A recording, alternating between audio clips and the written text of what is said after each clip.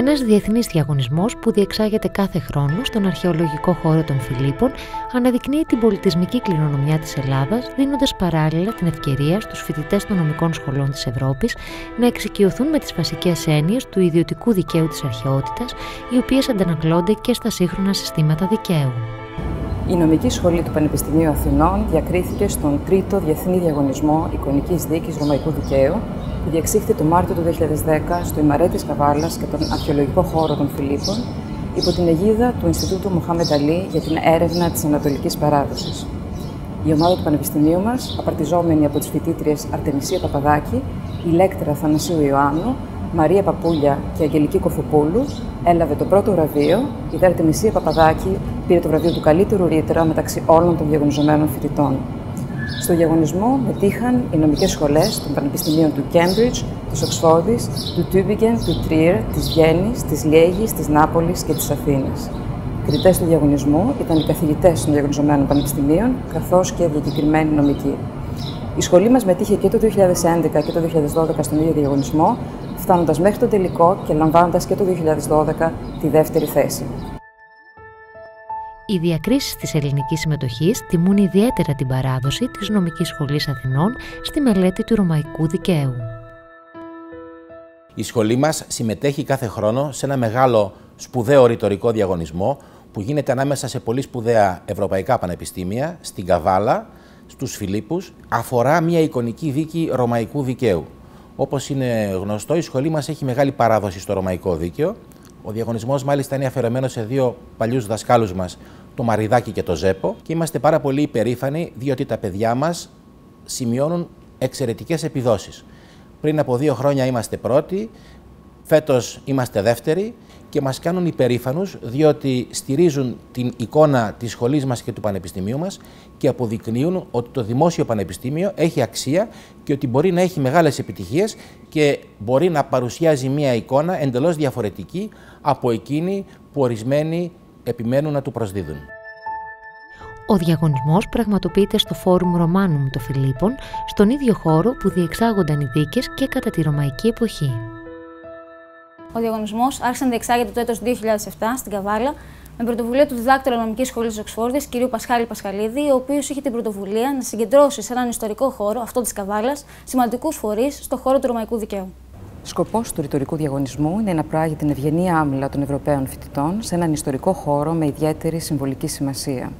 Το Φόρουμ Ρωμάνουμ, η ρωμαϊκή αγορά των Φιλίππων, ήταν τόπος όπου και στην αρχαιότητα διεξήγονται δίκες. Στους Φιλίππους έλαβε χώρα η περίφημη νίκη του Αυγούστου επί του Κάσιου και του Βρούτου, η οποία άνοιξε το δρόμο για την εδραίωσή του ως πρώτο αυτοκράτορα της Ρώμης. Στους Φιλίππους τέλος, ο Απόστολος Παύλος βάπτισε την πρώτη χριστιανή επί υπηρωτικού ευρωπαϊκού εδάφους. Ο τόπος, επομένως, συνδυάζει περισσότερα στοιχεία συμβολικά της πολιτισμικής και νομικής ευρωπαϊκής παράδοσης. Το ρωμαϊκό δίκαιο αποτελεί το θεμέλιο του αστικού δικαίου των ευρωπαϊκών χωρών και σημείο επαφής μεταξύ των νομικών του σχολών. Αντικείμενο της εικονικής δίκης είναι το ρωμαϊκό δίκαιο, το οποίο διδάσκεται στις νομικές σχολές πολλών ευρωπαϊκών πανεπιστημίων, καθώς ο κορμός του συγχρόνου αστικού δικαίου προέρχεται από αυτό. Κωδικοποιήθηκε από τον Ιουστινιανό, ανακαλύφθηκε η κωδικοποίηση στις αρχές της αναγέννησης στη Δύση και αποτέλεσε το θεμέλιο για την οικοδόμηση του νεότερου αστικού δικαίου. Στη χώρα μας, μετά την Επανάσταση του 1821, επί Όθωνος ορίστηκε ότι εφαρμοστέο δίκαιο του νέου ελληνικού κράτους θα είναι οι νόμοι των Βυζαντινών ημών αυτοκρατόρων, δηλαδή κατ' ουσίαν το ρωμαϊκό δίκαιο, το οποίο και ίσχυσε ως εφαρμοστέο δίκαιο μέχρι τα τέλη του Δευτέρου Παγκοσμίου Πολέμου. Πολλές διατάξεις του αστικού μας κώδικα έχουν προέλθει αυτούσιες από αυτό. Ποια όμως ήταν η υπόθεση πάνω στην οποία κλήθηκαν να επιχειρηματολογήσουν οι συμμετέχοντες στον τρίτο Διεθνή Διαγωνισμό Εικονικής Δίκης? Η υπόθεση διαδραματίζεται στην Κωνσταντινούπολη της εποχής του Ιουστινιανού. Σε ένα πρώτο επίπεδο, το σενάριο αφορά τη διαμάχη μεταξύ δύο αδελφών, που εξαιτίας των διαφορετικών τους αντιλήψεων σχετικά με το θεσμό της δουλείας και της έχθρας μεταξύ τους, αποφασίζουν να συνάψουν μια σύμβαση, η οποία έχει πολλά κοινά χαρακτηριστικά με τις χρηματοπιστωτικές συμβάσεις τύπου commodity swap. Η υπόθεση δημιουργούσε αρκετούς συνειρμούς με τις σύγχρονες εμπορικές πρακτικές και τους κινδύνους που αυτές ενέχουν για την παγκόσμια οικονομία.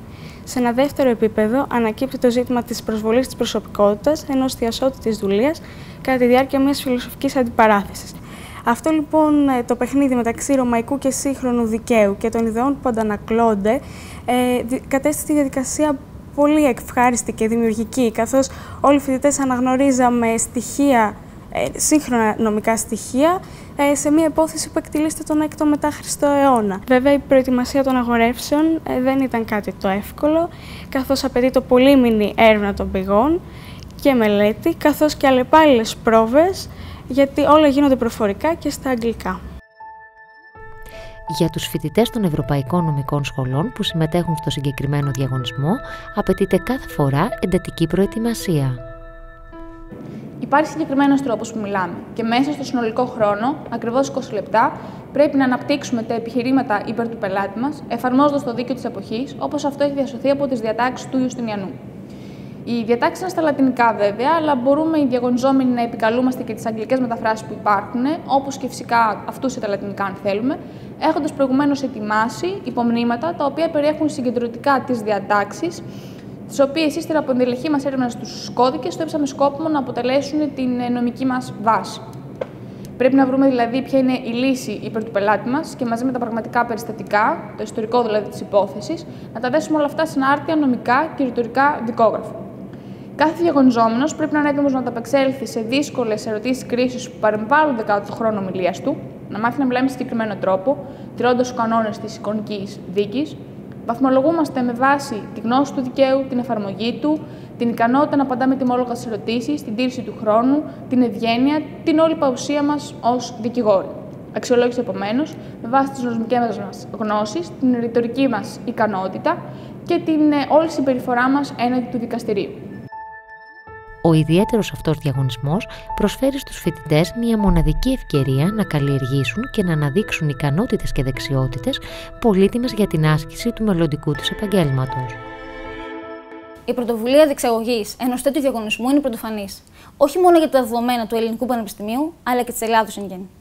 Μέσα από αυτή τη διαδικασία, ο Έλληνας φοιτητής έχει τη δυνατότητα να αναμετρηθεί επί ίσης όρης με φοιτητές του εξωτερικού, να δει ποιο είναι το δικό του νομικό υπόβαθρο και ποιο το δικό τους.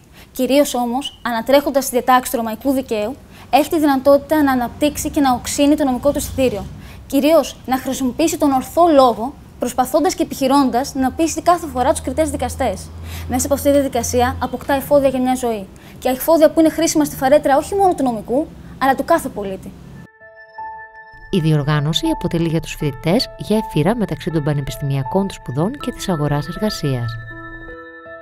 Το 2010, η Επιτροπή των Κριτών απαρτιζόταν από καθηγητές των διαγωνιζομένων πανεπιστημίων υπό την τιμητική προεδρία του Συμβούλου της Επικρατείας κ. Κωνσταντίνου Πεσπυρίκου.